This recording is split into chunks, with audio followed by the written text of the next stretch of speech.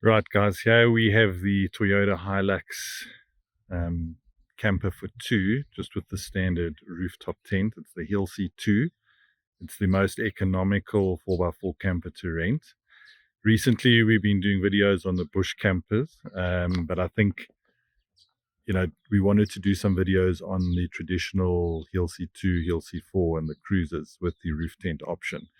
Let's not underestimate these vehicles. They're a very simple solution, light in weight, vehicle, very mobile. This system works very well. May not have the simple pop-up tent, but these tents are also very easy to put up and down. And this system works well. It's well tried and tested. So just looking at it in day mode or when you're on the road, this is based on the Toyota Hilux double cab, the turbo diesel. This particular unit's a 2.8. Most of ours are 2.4. There's not a significant difference in the performance between the 2.4 and 2.8. So it's not something that you should worry about. 2.4 slightly more economical. 2.8 obviously got slightly more power, but not a considerable difference on the road. In fact, if you didn't know what it was, you may not tell the difference on the road between the two. So the 2.4's also got very good torque and power, more than enough for what you need. Vehicle's got upgraded tires, roof rack on the top, so you can add jerry cans, and it's got a nice simple camping system, which we'll go through shortly. As we come up closer here, I just want to bring your attention to two things. We've got a little tire pressure stickers here by the vehicle. You'll see there that on tar roads and loaded, you want to be 3 bar or even a bit higher. When you are off-road or gravel, maximum 2 bar. Obviously, a softer tire takes a lot of the vibration out of the vehicle. Very important not to run hard tires on gravel roads. Rattle the car to pieces, more likely to get punctures when you run high pressures on sort of corrugated gravel roads. So always drop your tire pressures. Obviously, in thick sand, particularly thick sand, you want to drop your tires. It can go all the way to 1 bar. But under that use, you shouldn't be doing it for long distances or any higher speed. Go fast. For long distances, you're going to blow tires when you run low pressures like that. The heat gets too much on the sidewall. So that's a guideline for your tire pressures. Then coming across here, you're going to see there's a little sticker there with your wading depth. That is when you're going through water. That's sitting at 70 centimeters. You need to be very careful in crossing water, and this is mainly in the Botswana Delta area. You never exceed that water depth.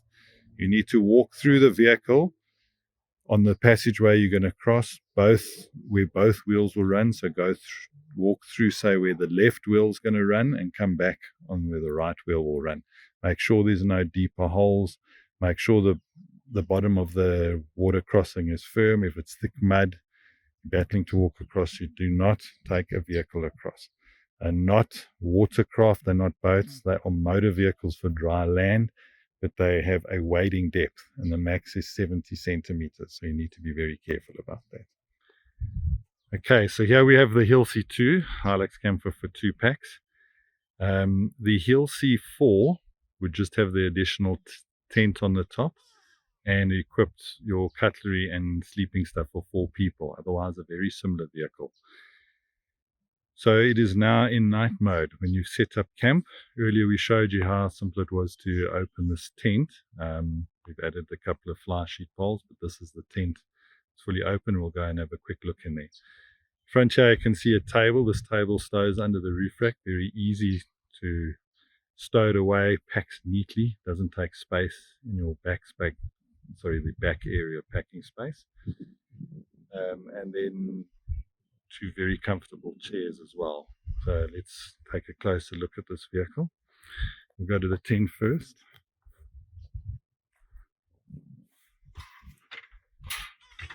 So here's the tent fully open. It's got a nice built-in mattress, 70 centimeters thick, 2.4 long by 1.4 wide. So very comfortable 2 packs.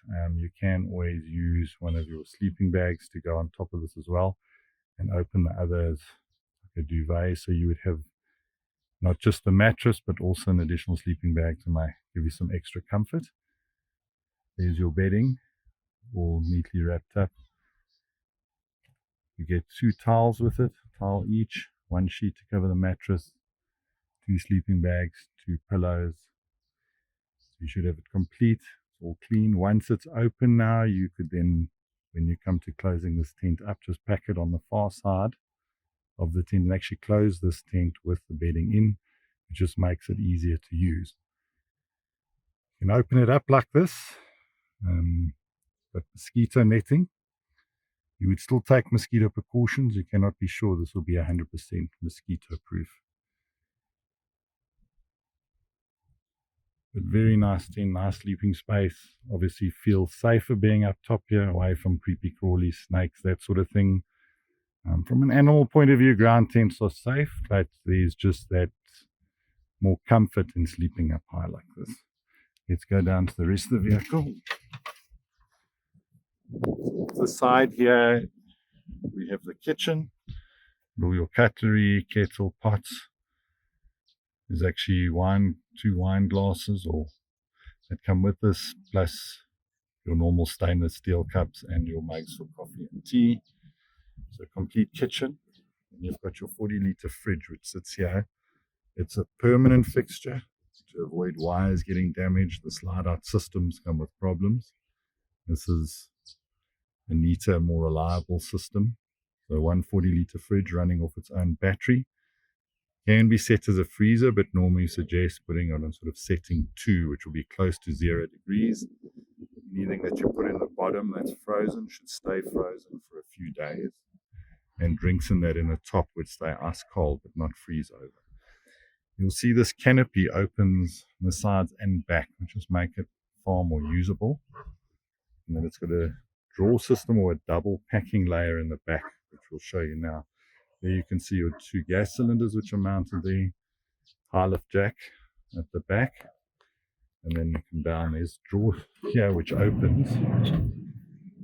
Now you've got additional cast iron pots, braai grid, tripod, wash basin, and some additional pots for cooking, but there's a lot of space left here. What we suggest is this is space for food, so between your fridge over there and your back drawer, all your food and everything you need access to would be in the drawer in the fridge, which means you can access them at any time. You don't have to unpack the vehicle. So this is where these drawer systems or a double layer packing layer is just far more practical and easy to use. Luggage would normally sit on top here, but you can see there's lots of load space. So for 2 people, this car is incredibly comfortable.